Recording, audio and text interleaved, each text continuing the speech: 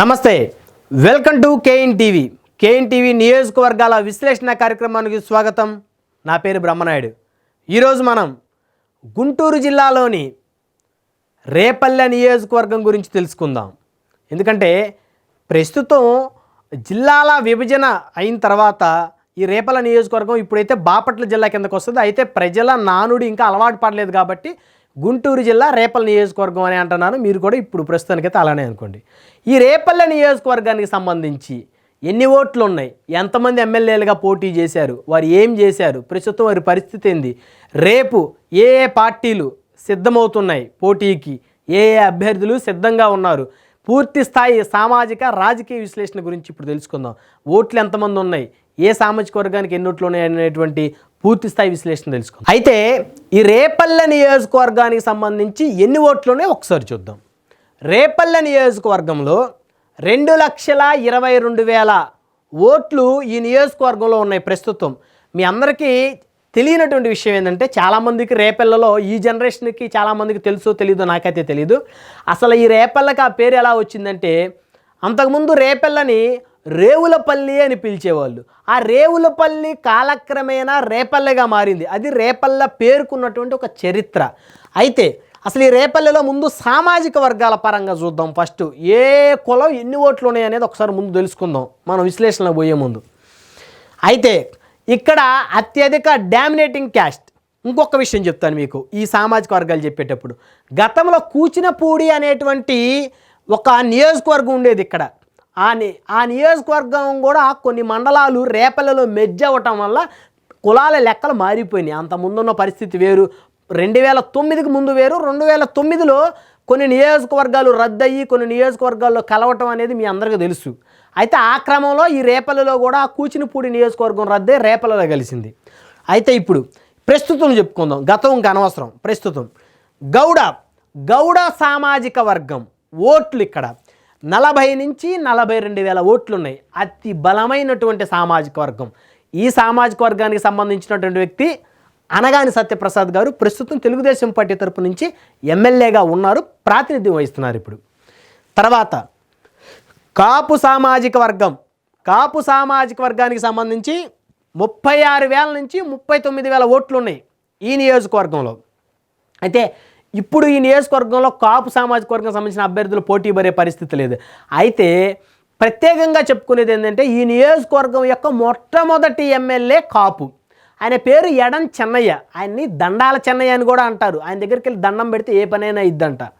ఆయన 1955లో మొట్టమొదటిసారి ఇక్కడ పోటీ చేశారు, గెలిచారు.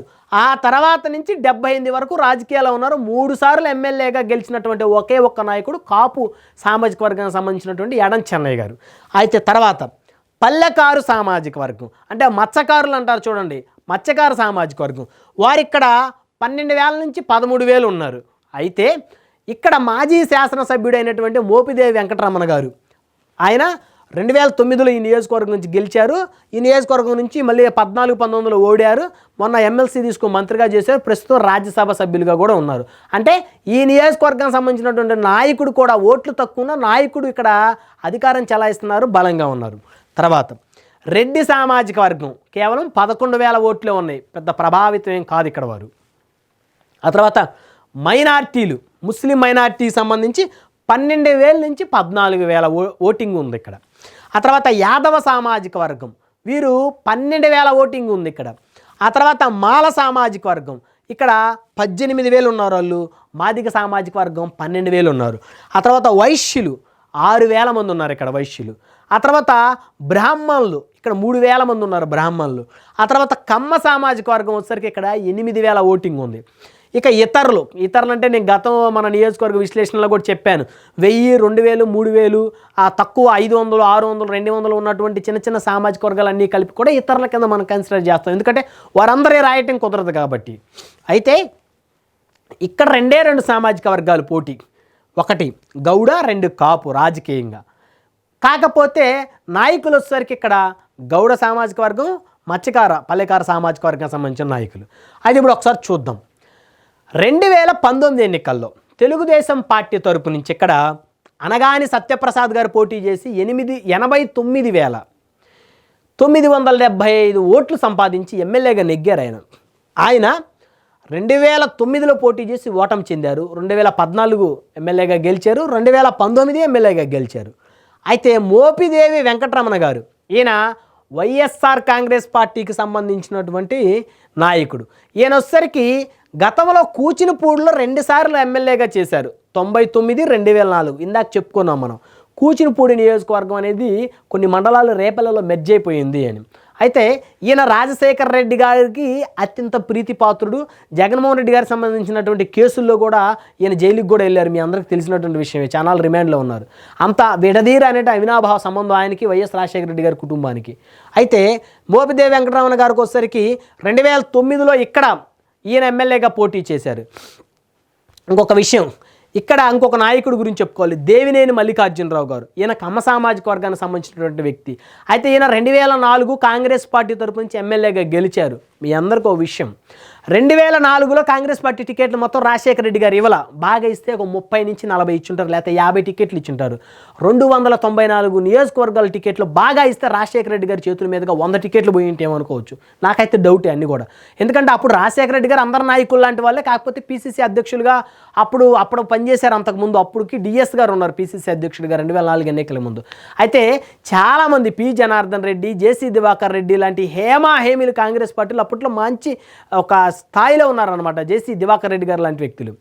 అయితే ఆ పరిస్థితులకు సంబంధించి అప్పుడు 2004లో ఇక్కడ దేవినేని మల్లికార్జునరావు గారు ఇక్కడ ఎమ్మెల్యేగా నెగ్గారు కాంగ్రెస్ పార్టీ. అయితే మీకు చెప్పాను 2009కి వచ్చేసరికి దేవినేని మల్లికార్జున గారిని తీసేసి రేపల్ ఎమ్మెల్యే ఆయన కూచినపూడిని మెర్జ్ అయిన కూచినపూడి ఎమ్మెల్యే గారికి మోపిదేవి వెంకటరమణ గారికి ఇక్కడ రాజశేఖర రెడ్డి గారు టికెట్ ఇచ్చారు. కాబట్టి వారికి ఒక అవినాభావ వారి యొక్క సంబంధాలు వేరు. అసలు చాలా క్లోజెస్ట్గా ఉంటారు మోపిదేవి వెంకటరమణ గారు రాజశేఖర రెడ్డి గారి ఫ్యామిలీకి. మరి అందుకనేనేమో మరి ఆయన మీద ఏమేమి కేసులు అయితే ఉన్నాయో జగన్మోహన్ రెడ్డి గారితో కలిపి ఆయన రిమాండ్కి వెళ్ళాల్సిన పరిస్థితి అయితే వచ్చింది అక్కడ. ఆ తర్వాత కమతం సాంబశివరావు గారు. ఈయన జనసేన పార్టీకి సంబంధించినటువంటి నాయకుడు.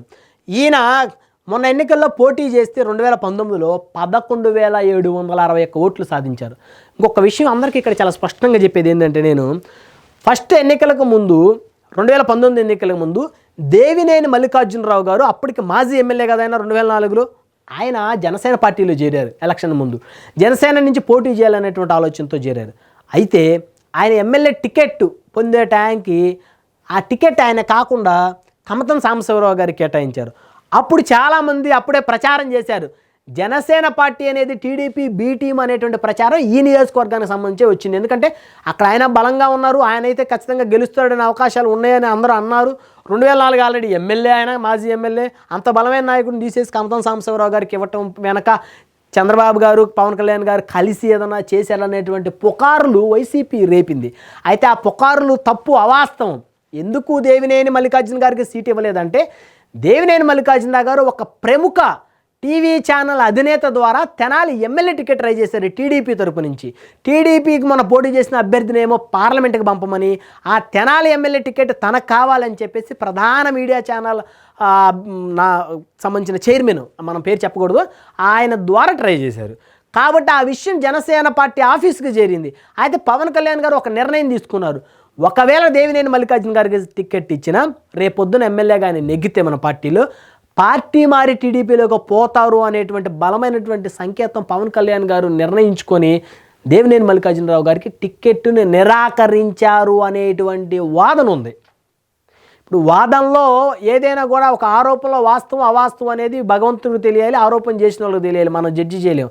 కాబట్టి అక్కడ ఉన్నటువంటి పరిస్థితి అందుకు ఆయనకి టికెట్ ఇవ్వలేదు అనేటువంటి వాదన వినపడుతుంది రేపల్ల ప్రజల దగ్గర. అయితే నెక్స్ట్ అసలు ఈ నియోజకవర్గంలో ఇంకొక డైనమిక్ లీడర్ గురించి ఖచ్చితంగా చెప్పుకోవాలి. ఆయన మోపిదేవి శ్రీనివాసరావు. ఈయన కూడా సామాజిక వర్గానికి సంబంధించిన నాయకుడు. ఇప్పుడు ఈ నలుగురిలో అనగాని సత్యప్రసాద్ గారు సామాజిక వర్గం, మోపిదేవి వెంకటరమణ గారు పల్లెకారు మత్స్యకార సామాజిక వర్గం, తర్వాత కమతం సాంబశివరావు గారు కాపు సామాజిక వర్గం, మోపిదేవి శ్రీనివాసరావు గారు కాపు సామాజిక వర్గం, దేవినేని మల్లికార్జునరావు గారు కమ్మ సామాజిక వర్గం. ఈ 5 నాయకులే ప్రస్తుతం అంటే రేపల్లెలో ఎమ్మెల్యే రేస్ అంటే ఒక 5-6 వేలు 10,000 ఓట్లు, ఓ 10,000 ఓట్లు మినిమం తెచ్చుకోగలిగిన అభ్యర్థులు వీరు ప్రస్తుతం. అయితే ఇక్కడ మోపిదేవి వెంకటరమణ గారు, మోపిదేవి శ్రీనివాసరావు గారు అని చెప్పి సర్నేమ్లు ఒకటానికి వారిద్దరు బంధుత్వం అనుకోవద్దు. ఆయన మత్స్యకార సామాజిక వర్గం, ఆయన కాపు సామాజిక వర్గం. ఎందుకంటే చాలా ప్రాంతాల్లో చాలా ఊర్లలో కూడా ఒక సర్నేమ్కి సంబంధించి అన్ని కమ్యూనిటీలో ఉంటుంది, అంటే కాపుల్లో, కమ్మల్లో, రెడ్డిల్లో ఒక సర్నేము ఆ కులంలో ఉంటుంది, ఈ కులంలో ఉంటుంది, అట్లా ఆ కోవలోకే వస్తాయి ఇక్కడ కూడా.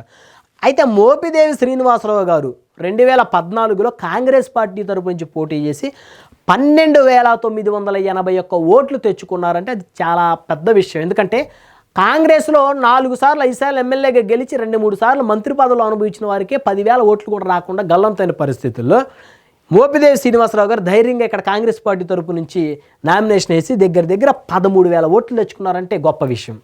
అయితే మొన్న 2019లో మళ్ళీ పోటీ చేసి 1,876 ఓట్లు మాత్రం పరిమితమయ్యారు. ఇక్కడ నోటా కూడా పడ్డాయండి ఓట్లు, 1,329 ఓట్లు. అయితే ఇక్కడ ఒక్కసారి గతంలోకి వెళ్దాం. రేపెళ్ళకు సంబంధించి ఎడం చెన్నయ్య గారు రేపెళ్ళ మొట్టమొదటి శాసనసభ్యులు. ఆయన అందరూ దండాల చెన్నయ్య అంటారని కూడా గతంలో చెప్పుకున్నాం. ఈయన 1955, 1962, 1967, 1972, 1978 వరుసగా 5 సార్లు ఎమ్మెల్యేగా పోటీ చేస్తే కేవలం 2 సార్లు ఓటమి చెందారు. అది కూడా అతి తక్కువ ఓట్లతోటి, 1000-2000 ఓట్లతోటి. 1962లో 78లో ఓటమి చెందారు. 62లోనేమో 900 ఓట్ల తేడాతోటి, 78లోనేమో ఒక 1,500 నుంచి 2,000 ఆ మధ్యలో, 2,000, 2,500 బాగా అయితే చాలా తక్కువ ఓట్లతో ఓటమి చెందారు. ఆయన 3 సార్లు ఎమ్మెల్యేగా గెలిచారు, 1955, 1967, 1972.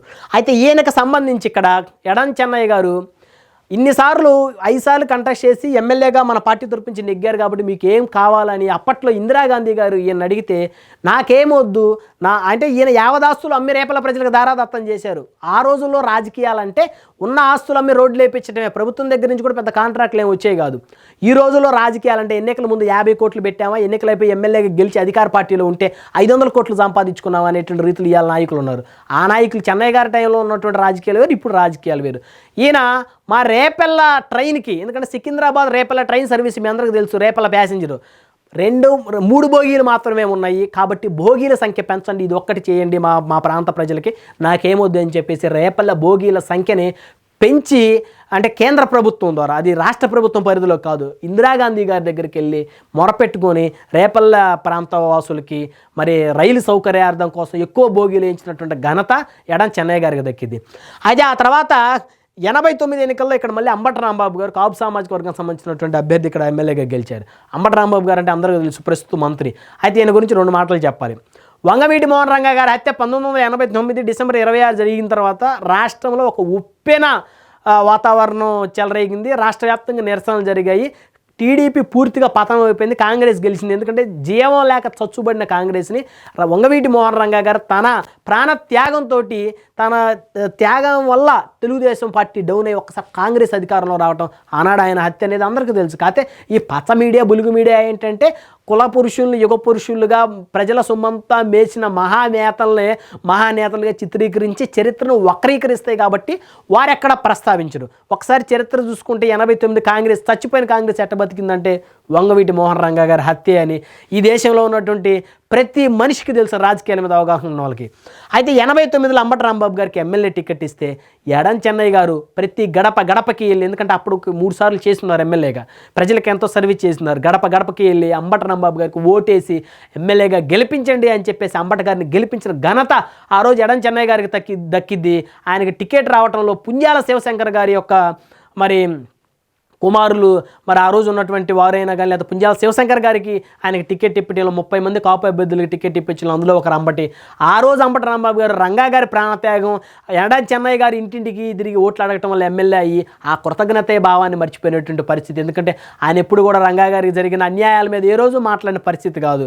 ఆయన ఎప్పుడు కూడా కనీసం ఇంకొక దౌర్భాగ్యమైన విషయం ఏంటంటే రేపల్లలో 3 సార్లు రేపల్లలో ఎమ్మెల్యేగా గెలిచినట్టు పనిచేసిన నాయకుడు ఎవరు లేరు, ఒక ఎడం చెన్నయ్య గారు తప్ప. ఎక్కడా కూడా ఒక చిన్న విగ్రహం కూడా ఆయన లేకపోవటం అనేది అందరికీ ఆశ్చర్యానికి గురి చేసినటువంటి విషయం. ఎందుకంటే అన్నిసార్లు సర్వీస్ చేసి యావదాస్తి నమ్మిన ఎడం చెన్నయ్య గారి విగ్రహం రేపల్లో లేకపోవటం, వంగవీటి మోహన్ రంగా గారి విగ్రహం కూడా రేపల్లో లేకపోవటం, కనీసం అంబటి రాంబాబు గారు రంగా గారి విగ్రహాన్ని ఎమ్మెల్యేగా ఉన్నప్పుడు కూడా పెట్టించడంలో కూడా విఫలమయ్యారు. ఆయన ఎప్పుడు రాజశేఖర రెడ్డి గారు, ఆయన గెలిచింది రంగా గారు చెన్నయ్య గారికి సంబంధించినటువంటి వారి యొక్క పరిస్థితుల్ని అనుకూలంగా చేసుకుని గెలిచి రాజశేఖర రెడ్డి గారి కుటుంబానికి భజన చేసేటువంటి పరిస్థితులు కానీ వెళ్ళటం వల్ల 94-99 ఎన్నికల్లో రేపల ప్రజలు ఘోరంగా ఇక్కడ ఆయన ఓడించినటువంటి పరిస్థితి. 1994, 1999లో. ఆ దెబ్బకి అంబటి రాంబాబు గారు ఇక్కడ రేపల్లో వదిలి వెళ్ళిపోయారని చెప్పేసి రేపల ప్రజలు చెప్తూ ఉంటారు. ఆయన ఇక్కడ ఎవరు హర్షించే పరిస్థితి లేదు, ఆయన చేసింది ఏమీ లేదు ప్రజలకని. అయితే 2019లో అనూహ్యమైనటువంటి రీతిలో జగన్మోహన్ రెడ్డి గారి విపరీతమైన వేవులో అప్పటికి కోడెల శివప్రసాద్ గారి మీద వచ్చినటువంటి విపరీతమైన ఆరోపణలు ప్లస్ అయ్యి అంబటి గారు గెలిచారు. 89 తర్వాత 2019 30 సంవత్సరాలకు ఆయన గెలిచారంటే ఆయన నియోజకవర్గంలో ఎమ్మెల్యే చేస్తే ప్రజలకు ఏ విధంగా పనిచేస్తారనేది ఇదే ఒక ఉదాహరణ. అయితే ఇంకా ఆ టాపిక్ పక్కన పెడదాం. ఈ రేపల్లె నియోజకవర్గానికి వచ్చేసరికి ప్రధానంగా జరిగిన కట్టడం పులిగడ్డ వారిది. 1996లో బాపట్ల ఎంపీగా గెలిచినటువంటి ఉమ్మారెడ్డి వెంకటేశ్వర్లు గారు ఈ పులిగడ్డ వారధ నిర్మించి రేపల్లకి బందరు అంటే మచిలీపట్నం తెలుసుగా రాకపోకలకి ఇబ్బంది లేకుండా అప్పుడు జనాలు మామూలుగా ఈ పడవల ద్వారా పోయే పరిస్థితి, రోడ్డు మార్గాన్ని ఏర్పరచడంలో పులిగడ్డ వారధని కట్టినటువంటి ఒక ఘనత ఉమ్మారెడ్డి వెంకటేశ్వర్లు గారికి దక్కింది. ఎందుకంటే బాపట్ల పార్లమెంటరీ కింద ఈరోజు కూడా ఈ రేపల్లె అసెంబ్లీ ఉంది కాబట్టి ఆయన అక్కడ ఎంపీగా పనిచేసిన కాలంలో అప్పుడు టీడీపీ గవర్నమెంట్లోనే ఉన్నారు, ఆయన కట్టించారు. అయితే ఇప్పుడు దీనికి సంబంధించి 2009 చూద్దాం ఒకసారి ఎలక్షన్. ప్రజారాజ్యానికి సంబంధించి 2009లో ఇక్కడ 2009 అనగానే సత్యప్రసాద్ గారు పోటీ చేశారు ఎమ్మెల్యేగా. ఏది టీడీపీ వైఎస్ఆర్సీపీ సంబంధించి మోపిదేవి వెంకటరమణ గారు అప్పుడు వైఎస్ఆర్సీపీ లేదు కాంగ్రెస్ పార్టీ రాజశేఖర రెడ్డి గారు సంబంధించి 2009లో మోపిదేవి గారు పోటీ చేశారు. అయితే ప్రజారాజ్యానికి పోటీ చేసింది డాక్టర్ ఈవూరు గణేష్ గారని, అంటే ఈవూరు సీతారామమ్మ గారి యొక్క కుమారుడైన ఆవిడ మంత్రిగా చేశారు తెలుగుదేశం పార్టీలో. ఆవిడ దాదాపు 85, 89, 94 3 సార్లు ఎమ్మెల్యేగా నెగ్గారు కూచినపూడి నియోజకవర్గం నుంచి. ఇందాక చెప్పుకున్నాం, మళ్ళీ ఒకసారి మీరు మళ్ళీ గుర్తు చేస్తున్నా.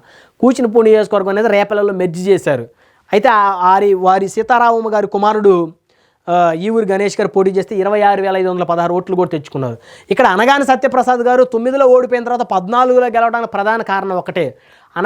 ఆ రోజు తెలుగుదేశం పార్టీకి జనసేన పార్టీ మద్దతు ఇవ్వడంతో మరి ఇక్కడ గౌడ సామాజిక వర్గంతో పాటు కాపు సామాజిక వర్గానికి ఉన్న 40,000 ఓట్లు రెండు కలిపి అక్కడ అనగాని సత్యప్రసాద్ గారు గెలుపుకు కారణమైనటువంటి విషయం సత్యప్రసాద్ గారు కూడా గుర్తిస్తారు. ఇప్పటికీ అక్కడ రేపల ప్రజలు కూడా చెప్తారు. లేకపోతే 9లో ఓడిపోయిన వ్యక్తి 14 గెలవడం అంత ఈజీ కాదు. గౌడ 40,000, కాపులు 40,000, 80,000 ఓటింగ్ అక్కడే వచ్చేసింది వారికి. కాబట్టి అయితే ఆ తర్వాత 19కి వచ్చేసరికి రేపల్లెలో ఎందుకు ఇంత తక్కువ ఓట్లు వచ్చినాయి జనసేనకి అని అందరూ అనుకోవచ్చు. అక్కడ మల్లికార్జునరావు గారికి టికెట్ ఇవ్వకపోయేసరికి జనసేన ఇది టీడీపీ బీ టీం అనే ప్రచారం చేయటం, కమతం సాంబశివరావు గారు ఇది తప్పు అని ప్రజలకు తీసుకుపోవటంలో ఫెయిల్ అవ్వటం వల్ల ఇక్కడ వచ్చినటువంటి పరిస్థితి. కాబట్టి తక్కువ ఓట్లు. లేకపోతే ఈ టికెట్ సిన్సియర్గా కనుక కంటెస్ట్ చేస్తే ఇది జనసేనకు మంచి అవకాశం ఉన్న టికెట్, దమ్ముగా కంటెస్ట్ చేయాలి. అయితే దమ్ముగా కంటెస్ట్ చేసే నాయకులు పెద్దగా లేరు ఇక్కడ జనసేన పార్టీకి సంబంధించి కమతం సాంబశివరావు గారు, మోపిదేవి శ్రీనివాసరావు గారు ఇద్దరు కూడా బలంగానే ఉన్నారు. అయితే మోపిదేవి శ్రీనివాసరావు గారికి కాస్త ఫాలోయింగ్ ఎక్కువగా ఉంది. మనం ఒక 2 పంచాయతీలు గెలిస్తే 2 పంచాయతీల నియోజకవర్గంలో ఒకటి శ్రీనివాసరావు గారి ప్రాబల్యం వల్ల గెలిచింది, ఇంకోటి సాంబశివరావు గారి ప్రోద్బల్యం వల్ల గెలిచింది. అయితే ఇక్కడ మోపిదేవి శ్రీనివాసరావు గారు ప్రస్తుతం జనసేనకు రావాలనేటువంటి ఆశాభావం ఉన్నట్టయితే ఆ నియోజకవర్గ ప్రజలు చెప్తున్నారు. ఎవరు కావాలని ఇమీడియట్గా పనిచేయటం, రెస్పాండ్ అవ్వడం అనేటువంటి పరిస్థితులు ఇక్కడ ఆయనకి ఎక్కువగా ఉన్నాయి. కమతం సాంబశివరావు గారికి సంబంధించి ఇక్కడ ఏంటంటే ఆయన కాస్త వయసు రీత్యా యువకులతో కలవటంలో కొద్దిగా వెనకబడి ఉన్నారు అనేటువంటి సంకేతాలు ఇస్తామన్నారు రేపల ప్రజలు చెప్తున్నారు. మనం అడిగితే ఏంటి అక్కడ పరిస్థితి అంటే కమతం సాంబశివరావు గారికి లౌక్యం తెలియదు, మనుషుల్ని అంటే నాయకుడికి ఏంటంటే లౌక్యం ఇంపార్టెంట్. ఎవరన్నా తిట్టాలన్నా దాన్ని మనసులో పెట్టుకోవాలి, డైరెక్ట్గా తిడితే ఓటర్ దూరం అవుతాడు అన్నమాట. ఇక్కడ సాంబశివరావు గారు డైరెక్ట్గానే తిట్టేసే స్వభావం అంటాయింది. అలా తిట్టడం వల్ల డైరెక్ట్గా తప్పు అని చెప్పే పరిస్థితుల్లో ఇవాళ నాయకులు లేరు. దాన్ని ఆయన కాస్త అలవాటు చేసుకోవాలి. వాడు ఎదుటోడు తప్పు అయినా కానీ మనసులో పెట్టుకోవాలి, డైరెక్ట్గా అనకూడదు కాబట్టి కాస్త ఆ ప్రభావం ఉంది. అయితే ఇక్కడ మోపిదేవి శ్రీనివాసరావు గారు కూడా జనసేన నుంచి పోటీ చేయాలనేటువంటి పరిస్థితుల్లో ఇంట్రెస్ట్తో కూడా ఉన్నారు. అయితే ఇక్కడ మాజీ శాసనసభ్యులు ఎడం చెన్నయ్య గారికి సంబంధించి వారి వారసులు ప్రస్తుతం రేపల రాజకీయాలు అంత యాక్టివ్గా లేరు. వారి మనవడు ఎడం బాలాజీ గారు వచ్చేసరికి చీరాల టీడీపీ ఇన్ఛార్జిగా ఉన్నారు. గతంలో 2014 వైసీపీ ఎమ్మెల్యేగా పోటీ చేసి ఓడిపోయారు. ప్రస్తుతం చీరాల టీడీపీ ఇన్ఛార్జిగా ఉన్నారు. అయితే ఒకవేళ వారి ఇక్కడికి వచ్చి పోటీ చేసినా కానీ మంచి అవకాశం ఉంటుంది. ఎందుకంటే వారి తాతగారు యావదాస్తిని అమ్మి ప్రజలందరికీ రేపల ప్రజలకు ఆనాడు దారాదత్తం చేసి వారందరినీ కూడా మరి రేపల్ని ఎంత అభివృద్ధి పదవులు నడిపించిన వారి తాతగారు 5 సార్లు కంటెస్ట్ చేసి 3 సార్లు గెలిచారు. కాబట్టి బాలాజీ గారు వస్తే కూడా ప్రస్తుతం ఆయన ఆర్థికంగా చాలా స్టాండర్డ్గా ఉన్నారు కాబట్టి ఆయనకి ఇక్కడ కూడా అవకాశం ఉంది చీరాలతో పాటు. మరి చూడాలి మరి వారి నిర్ణయాలు ఏంటి అనేది. అయితే ఈసారి మోపిదేవి వెంకటరమణ గారికి సంబంధించి ఆయనకి టికెట్ లేదు. ఎందుకంటే మీ అందరికీ తెలుసు మోపిదేవి వెంకటరమణ గారు ఇప్పుడు రాజ్యసభ సభ్యులుగా ఉన్నారు కాబట్టి ఖచ్చితంగా ఆయనకైతే టికెట్ ఇచ్చే పరిస్థితుల్లో లేదు. ఆల్రెడీ ఇంకా 5 సంవత్సరాల దాకా ఉంది ఆయన పదవి. కాబట్టి ఇక్కడ మోపిదేవి వెంకటరమణ గారు ఆయన కుటుంబ సభ్యులు, ఆయన తమ్ముడిని కానీ ఆయన కుమారుడు కానీ వారి కుటుంబ సభ్యులను పోటీ చేయించాలని ఆలోచనలో ఉన్నారు. అయితే వైసీపీ అధిష్టానం మాత్రం గౌడ్ సామాజిక వర్గానికి సంబంధించిన నాయకుడిని తెచ్చి ఇక్కడ పోటీ చేయాల్సిన ఆలోచనలో ఉంది. హీరో సుమన్ గారిని కూడా ఇక్కడ పోటీకి దింపుతారు అనేటువంటి కొన్ని ఊహాగానాలు కూడా ఉన్నాయి. అది వాస్తవం ఏందనేది రేపు టికెట్ టయానికి తెలుస్తుంది. అయితే రేపు ఈయన పోటీలో ఉండరు. ఇక్కడ పోటీలో ఉండేది అనగాన సత్యప్రసాద్ గారు ఒక్కరే ఉంటారు పోటీలో. ఈయన ప్రధానమైన మైనస్ ఏంటంటే ఈయన నియోజకవర్గ ప్రజలకు అందుబాటులో ఉండరు అని. అంటే అందుబాటులో ఉండడం మీన్స్ ఎప్పుడు నియోజకవర్గంలో చాలా తక్కువగా ఉంటారు. ప్రస్తుతం అయితే పండగకో పబ్బానికి ఏదో శ్రీరామనవమికో వినాయక చవితికో అలా ఒక రోజు ఉదయం వచ్చి మధ్యాహ్నం సాయంత్రం వరకు ఉండి వెళ్ళిపోతున్నారు. ప్రస్తుతం ఇక్కడ ఉండలేదు. ఉంటే హైదరాబాద్ లేకపోతే విజయవాడ అనేటువంటి ఆ వాదనలు ఉన్నాయి. ఆల్రెడీ 2 సార్లు గెలిచారు ఈయన. కాబట్టి ఒకసారి పొద్దాక ప్రజలు ఒకరికే ఓటేస్తారు అనుకోవటం అసంభవం. ఇక్కడ వరుసన 3 సార్లు ఎక్కడ చెన్నై గారు లాంటి వాళ్ళకి వరుసన 3 సార్లు లేదు, మధ్యలో బ్రేక్ ఇచ్చి మళ్ళీ గెలిచిన పరిస్థితి. కాబట్టి ఈయనకు కూడా ఈసారి అవకాశాలు తక్కువే. ఎందుకంటే ఇక్కడ రేపు జనసేన బలపడుతుంది. జనసేన కనుక బలంగా పోటీ చేస్తే ఆయన ఓట్ బ్యాంకే గండి కొట్టేది, సత్యప్రసాద్ గారు ఓటు బ్యాంకే. ఇక్కడ మోపిదేవి గారికి సంబంధించి మళ్ళీ కొత్త మనిషిని తెచ్చుకోవాలి. ఆయన సామాజిక వర్గం ఉంది కూడా 12 నుంచి 13 వేలే. కాబట్టి అక్కడ ఇంకా రేపు మోపిదేవి వెంకటరమణ గారి కుటుంబ సభ్యులు ఎవరు దిగినా 78,000 ఓట్లు వచ్చే పరిస్థితి లేవు. కాబట్టి ఈ నియోజకవర్గం జనసేనకి చొచ్చుకొని పోతే, అభ్యర్థి బలంగా చొచ్చుకొని పోతే అయితే రబ్బర్ చెప్పులు వేసుకున్న వాళ్ళని అసెంబ్లీ పంపిస్తే కాన్సెప్ట్లు ఇక్కడ కుదరవు. ఇక్కడ ఆర్థికంగా చాలా బలవంతులు అనగానే సత్యప్రసాద్ గారు. ఆయన ఫస్ట్ నుంచి కూడా ఆర్థికంగా ఉన్నవారు. ఏ మధ్యలో ఏదో స్కాములు చేసి సంపాదించిన డబ్బు కాదైంది. అనగానే సత్యప్రసాద్ గారు కుటుంబ సభ్యులు అనాది నుంచి కూడా కోటీశ్వర్లేదు. అయితే ఆయన్ని తట్టుకోవాలి అంటే కాస్త ఖచ్చితంగా ఎందుకంటే ఆయన సామాజిక వర్గం ఎక్కువ, ఆయన ఆర్థిక బలం ఎక్కువ, డబ్బు ఉన్నటువంటి వ్యక్తే కావాలి. అయితే జనసేనకు సంబంధించి గౌడ సామాజిక వర్గానికి సంబంధించినటువంటి అభ్యర్థికి కనుక టికెట్ ఇస్తే, మరి గతంలో పీఆర్పీ ఇస్తే 26,000 ఓట్లు పడ్డాయి. అయితే 26,000 ఓట్లు మొత్తం వారి అనుకోవటం లేదు. ఇక్కడ కాపులు గౌడలు 2-3 వేల ఓట్లు అటు ఇటుగా చిరు సమానంగానే ఉన్నారు. కాబట్టి ఇక్కడ జనసేన కొద్దిగా ట్రిక్ ప్లే చేయాల్సి ఉంటుంది. గౌడ సామాజిక వర్గానికి ఇచ్చినా ఓకే, కాపు సామాజిక వర్గానికి ఇచ్చిన ఒకటి, ఈ 2 సామాజిక వర్గాలకే ఇవ్వాలి. అలా కాదని ఇంకా వేరే సామాజిక వర్గం ఆప్షన్ లేదు ఇక్కడ. అయితే చూడాలి మరి. అయితే కమతం సాంబశివరావు గారికి ఇస్తారా మళ్ళీ, లేకపోతే ఒకవేళ మోపిదేవి శ్రీనివాసరావు గారికి ఇస్తారా, లేకపోతే కొత్త అభ్యర్థిని ఏమన్నా బరిలోకి దింపుతారా, లేకపోతే ఎడం చెన్నయ్య గారు వారసులను ఏమన్నా కొత్తగా మళ్ళీ ఏమైనా వచ్చే అవకాశాలు ఉంటాయి అనేది ప్రస్తుతం అంతా కూడా ఈ నియోజకవర్గానికి సంబంధించి ఒక సరైనటువంటి అవగాహన లేదు. ఎందుకంటే కొన్ని నియోజకవర్గాల్లో జనసేనకి ఈ అభ్యర్థి పోటీ చేస్తాడు, వైసీపీకి ఈ అభ్యర్థి అనేటువంటిది ఉంది. ఇక్కడ వైసీపీ అభ్యర్థికి పోటీ చేసే ఛాన్స్ లేదు. ఆయన రాజ్యసభకి వెళ్ళిపోయారు. ఒక్క టీడీపీ ప్రెజెంట్ ఉన్నటువంటి ఎమ్మెల్యే గారు ఒక్కళ్ళే ఇక్కడ పోటీకి ఉన్నారు. మిగతా 2 పార్టీలు ఎవరు పోటీలో ఉంటారో ఎవరు ఉండరో కూడా తెలిసే పరిస్థితి కాదు. కాబట్టి ఏదేమైనా కానీ అనగాని సత్యప్రసాద్ గారు మాత్రం బలమైన అభ్యర్థి. ఆయన ఢీ కొనాలంటే చాలా కష్టమే. ఇక్కడ జనసేన బలంగా రావాలి, వైఎస్ఆర్సీపీ బలంగా రావాలి అభ్యర్థి. ఆ బలంగా వచ్చి ఢీ కొట్టినప్పుడే అనగాని గారిని ఢీ కొట్టే పరిస్థితులు ఉంటాయి. కానీ లేకపోతే ఈ నియోజకవర్గంలో అనగాని సత్యప్రసాద్ గారిని ఇప్పట్లో ఢీ కొట్టడం అయితే అంత ఈజీ కాదంటూ మన పూర్తి స్థాయి కేఎన్టీవీ రిపోర్టర్ల దగ్గర నుంచి తీసుకున్నటువంటి సమాచారం. మరిది చూశారు కదా, మన నియోజకవర్గానికి సంబంధించి ఈ విశ్లేషణ కార్యక్రమం కనుక మీకు నచ్చినట్లయితే మన KNTV Telugu news channel subscribe చేసుకోండి. మన వీడియో 10 మందికి షేర్ చేయండి. మళ్ళీ మరొక కొత్త నియోజకవర్గ రాజకీయ విశ్లేషణతో మీ ముందుకు వస్తాను. చూస్తూనే ఉండండి. కీప్ వాచింగ్ మీ కేఎన్టీవీ.